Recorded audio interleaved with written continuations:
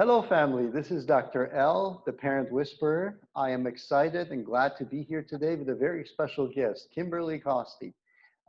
She and I were in a couple of events, and we were talking, and I thought that she had some very important stuff to share, and it's very valuable. And I wanted to see if I could have her tell her story and the message that she has, and hopefully some of you role models can benefit from the information that she's going to share with you today. So without further ado, Kimberly, take it away. Tell us about yourself and how you came to be doing what you're doing today. Thank you, Dr. L, and happy Memorial Day to everybody. I've been a relationship coach for some years now after having earned my master's degree in clinical psychology many years ago, then becoming a children's social worker.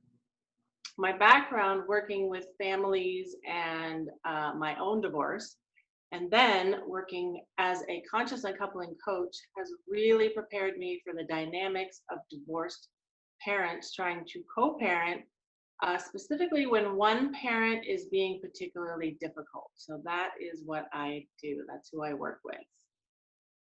And conscious uncoupling, for those who don't know, is a very respectful and honorable 5-step process for breaking up that leaves everyone whole rather than broken, as well as pinpointing why exactly someone co-created that type of dynamic and how to never do it again.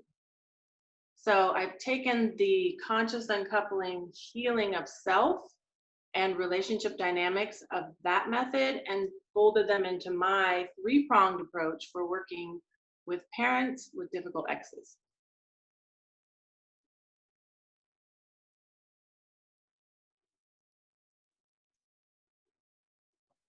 Tell me a little bit more about this conscious uncoupling. I'm pretty sure we could all use some more clarification on that.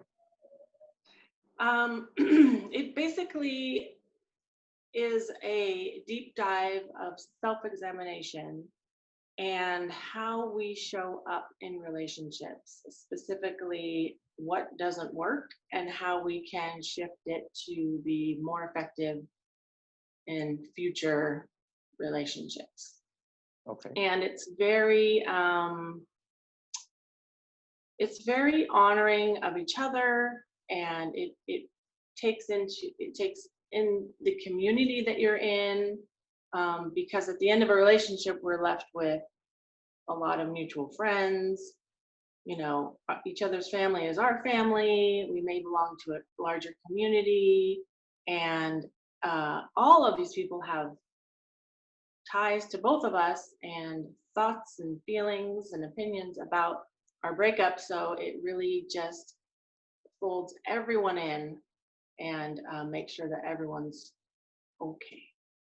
Well, I guess But that's an conscious important thing. uncoupling, sorry. Yeah, I guess that's an important thing, especially when parents are having difficulty coming together or making things work, correct? As far as I was separate. just going to say that. Yeah, well, conscious uncoupling is difficult to do when you have what I'm calling a difficult parent. Got it. But it can work very, very well with just one person doing it. Wow. So one person could actually go ahead and tackle the problem on their own, even though the other one's being difficult. Right. So the thought came to me, how can I've been working with people doing conscious uncoupling for years, and it's only been one of the two people, because usually just one person wants to kind of process it in that way rather than just move on or process it in a different way. But it really kind of hit me when we had the shelter in place, that there are divorced parents dealing with kids going back and forth, and that can really exacerbate an already difficult situation. And I just really decided to do a deep dive into parents who are dealing with someone who's extra difficult. And how can that work? So I added to the conscious uncoupling part, the 3-pronged approach I'll tell you about in a minute. But it was really a question of taking care of the kids. Because even before I began working as a children's social worker, I was keenly aware of the horrors that children face, even at the hands of their parents. So it's overwhelming to ask myself, what can I do? But it's always been there in the back of my mind. What can I do? Um, because it's so cliche, but children are our future and how we raise them matters. So working with people going through a breakup or divorce is such a tender time, and we are at our most valuable at that time. So, but it's also like the best opportunity, the best time to transform who we've been into who we need to be to have better relationships. Got it. So what are the challenges that you typically see and people are always facing when they're going through these kind of transitions? Yeah. So what I've discovered in talking to my clients and doing a lot of interviews with a lot of people in this um, group is that there's really three main problems that everything falls under. And that is managing one's emotions. So I'm triggered by this person, I'm easily upset, we're not getting along, it's just upsetting, and I have anxiety every time I have to talk to them. And the second part is, what do I say? I don't even know how to communicate with this person. There's got to be a better way than arguing every time we need to speak to each other. And the third one is the kids. Again, everyone's worried about their kids and how they're going to grow up, and are they okay when they're not with me, and are they going to be okay with all of the tension. So that's how I developed my three-prong approach, basically. Got it. Very important. Very And the good. overcoming of that Mhm. is, yeah. Okay. Sorry, go ahead. So how do you suggest or how do you approach something like this and address those obstacles and challenges? So the first thing is to get the emotions under control, because learning new things and new skills on top of being triggered and upset all the time is not as effective as when you are calm.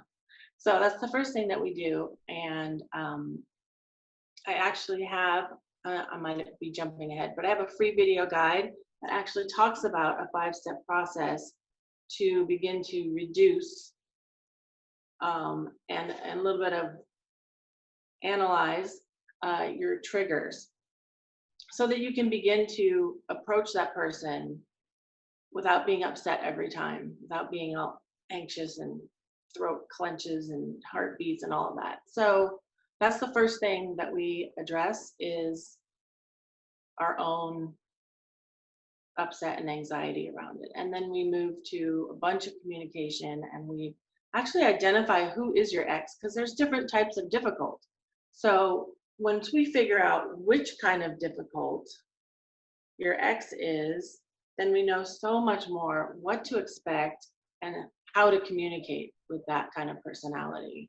One of my clients said, I didn't even know that my ex was a narcissist until 5 years after we broke up. And that just knowing that gave me an umbrella of what to expect and how to communicate with him that worked so much better. So if I'd known that in the beginning, that would have been awesome. And then, of course, the kids is the third. So I teach my clients how to mentor their children in a way, because if you're dealing with a difficult ex, your child is dealing with a difficult parents. So I teach my clients how to mentor their children and talk to them in such a way that it's not disparaging to the other person, it's not putting them down, but you're equipping them on and mitigating their expectations, so their disappointment is less. And you're also fostering this very tricky stuff, fostering a relationship between your child and the other parent when you have very negative and complicated feelings about that person. So is that something that would be taught to the child, or you kind of show through role modeling and being an example of how to communicate? Great question. So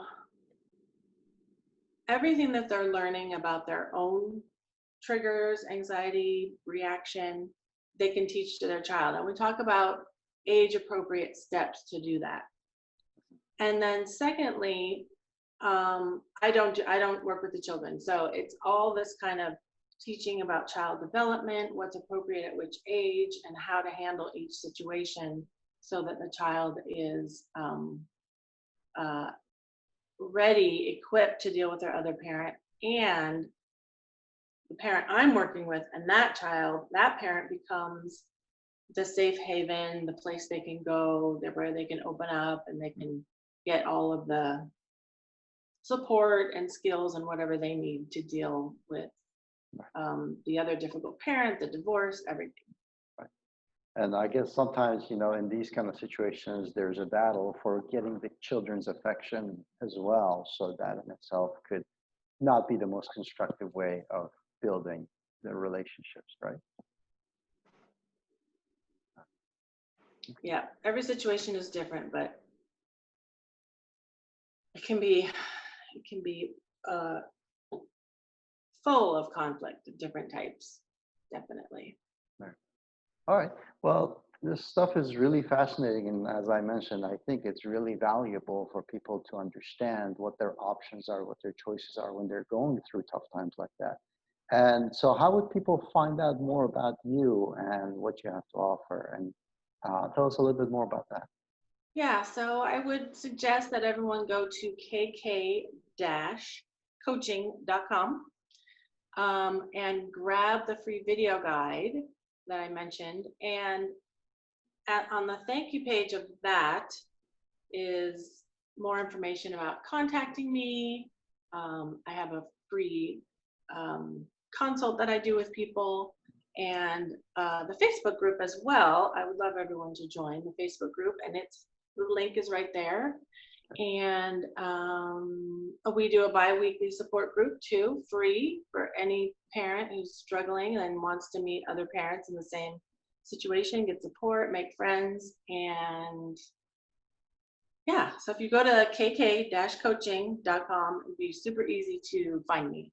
Awesome. And Thank contact you. me. And I'll put the links in the description as well, Facebook. Wonderful. And what you just mentioned. Thank you so much. All right. Awesome. Thank you, Kimberly, for being here today and sharing this information with us. Folks, if you have any further questions, just check the description box and don't forget to hit subscribe for future experts that are going to be coming in as well. And we look forward to serving you in the future as well and seeing you again. Thank you. Take care. Thank you so much. Bye.